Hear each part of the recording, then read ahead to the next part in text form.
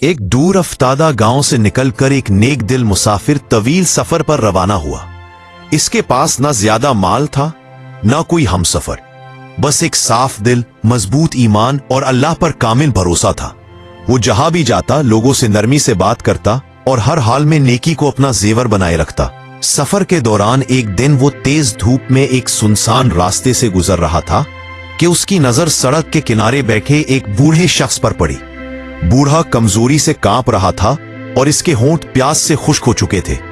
मुसाफिर ने फौरन अपना मशकीजा निकाला, उसे पानी पिलाया और अपने थैले में मौजूद थोड़ा सा खाना भी उसके सामने रख दिया। बूढ़े ने कमजोर आवाज में दुआ दी, बेटा, अल्लाह तुम्हें इस नेकी का ऐसा सलाह देगा जिसका तुमने तसव्वुर भी ना किया हो। मुसाफिर मुस्कुराकर आगे बढ़ गया। उसके दिल में सुकून था, क्योंकि वो नेकी अल्लाह के लिए करता था, किसी बदले के लिए नहीं। रात हुई तो वो एक वीरान मैदान में ठहर गया। आसमान पर सितारे जगमगा रहे थे। मुसाफिर ने वजू किया, नमाज अदा की और देर तक अल्लाह से राजो नयाज करता रहा।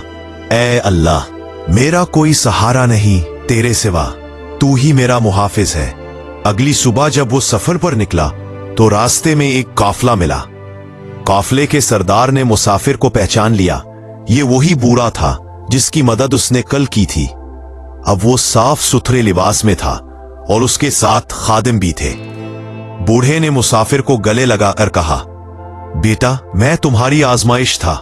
अल्लाह ने मुझे वसीला बनाया ताकि तुम्हें दिखा सकूं कि नेकी कभी जाया नहीं जाती। उसने मुसाफिर को सफर का सामान, माल और इज्जत के साथ काफले में जगह दी, मगर मुसाफिर की आंखों में खुशी से ज्यादा शुक्र के आंसू थे। उस दिन मुसाफिर ने जान लिया कि नेकी खामोशी से की जाए तो अल्लाह उसे शान के साथ लौटाता है।